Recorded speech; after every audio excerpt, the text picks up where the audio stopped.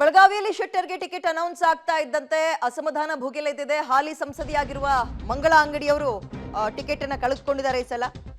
ಶೆಟ್ಟರ್ ಅವರ ಪರ ನಾನು ಪ್ರಚಾರಕ್ಕೆ ಹೋಗ್ತೀನಿ ಅಂತ ಹೇಳಿದ್ದಾರೆ.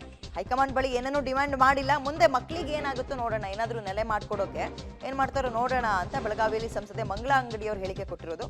ಆ ಜಾಗದಲ್ಲಿ ಅವರ ಪತಿ ಸುರೇಶ್ ಅಂಗಡಿಯವರು ಕಂಟೆಸ್ಟ್ ಮಾಡಿದ್ರು. ಅವರ ಅಕಾಲಿಕ ನಿಧನದಿಂದ ಕೋವಿಡ್ ಟೈಮಲ್ಲಿ ಮಂಗಳಾ ಅಂಗಡಿಯವರಿಗೆ ಟಿಕೆಟ್ ಅನ್ನ ಕೊಟ್ಟಿದ್ರು. ಅವ್ರು ಗೆದ್ರು ಕೂಡ. ಬಟ್ ಒಂದೇ ಸಲ ಅವರು ಐದು ವರ್ಷಗಳ ಹಿಂದೆ ನಿಂತಿದ್ರು. ಈಗಲೂ ಹಾಲಿ ಸಂಸದೆ ಗೆದ್ದಿದ್ದಾರೆ.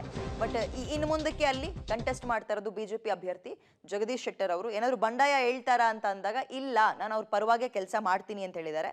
ಮುಂದಿನ ದಿನಗಳಲ್ಲಿ ರಾಜಕೀಯ ಭವಿಷ್ಯ, ಕುಟುಂಬಕ್ಕೆ ಸಂಬಂಧಪಟ್ಟಂತೆ ಮಕ್ಕಳಿಗೆ ಅಂದಾಗ ನಾಯಕರು ನೋಡ್ಕೊಳ್ಳಿ ಅದನ್ನ ಅಂತ.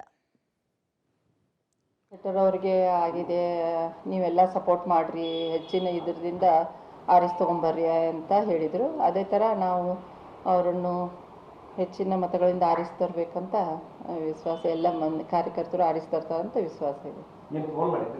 ಫೋನ್ ಮಾಡಿದ್ರಿ ನಟ ಇಲ್ಲ, ನನಗೆ ಹೆಂಗೆ ಸಪೋರ್ಟ್ ಕೊಟ್ಟಿದ್ರು ಅದೇ ಥರ ಶೆಟ್ಟರ್ ಸರ್ಗೂ ಸಪೋರ್ಟ್ ಕೊಡಬೇಕಂತ ನಾ ಕಾರ್ಯಕರ್ತರಲ್ಲಿ ಮನವಿ ಮಾಡ್ಕೊಳ್ತೇನೆ. ಇವಾಗ ನಾವು ಒಂದೇ ನಮ್ಮದು ಗುರಿ ಅಂದರೆ ನಾವು ಮೋದಿಜಿಯವ್ರನ್ನ ಮತ್ತೊಮ್ಮೆ ಪ್ರೈಮ್ ಮಿನಿಸ್ಟರ್ ಮಾಡಬೇಕು. ಯಾರಿಗೇ ಟಿಕೆಟ್ ಕೊಟ್ಟರು ನಾವೆಲ್ಲರೂ ಒಗ್ಗಟ್ಟದಿಂದ ಮಾಡ್ತೇವಂತ ಈಗಾಗಲೇ ಮೊನ್ನೆ ಕಲ್ಲೋಳಿಯಲ್ಲಿ ಬಾಲಚಂದ್ರ ಜಾರಕಿಹೊಳಿಯವರು ತಗೊಂಡು ಅವರು ಹೇಳಿದ್ದಾರೆ ಯಾರು ಟಿಕೆಟ್ ಕೊಟ್ಟರು ಮಾಡೋದಂತ. ಬೈಲೊಂಗಲದಲ್ಲಿ ಸಂಜಯ್ ಪಾಟೀಲ್ ಅವರು ತಗೊಂಡಿದ್ದಾರೆ. ಯಾರಿಗೆ ಟಿಕೆಟ್ ಕೊಟ್ಟರು ನಾವು ಒಗ್ಗಟ್ಟದಿಂದ ನಾವು ಮೋದಿಜಿಯವ್ರನ್ನೇ ಪ್ರೈಮ್ ಮಿನಿಸ್ಟರ್ ಮಾಡೋದು, ಆರಿಸಿ ತೊಗೊಂಡ್ಬರೋದು ಅಂತ ಹೇಳ್ತಾರೆ.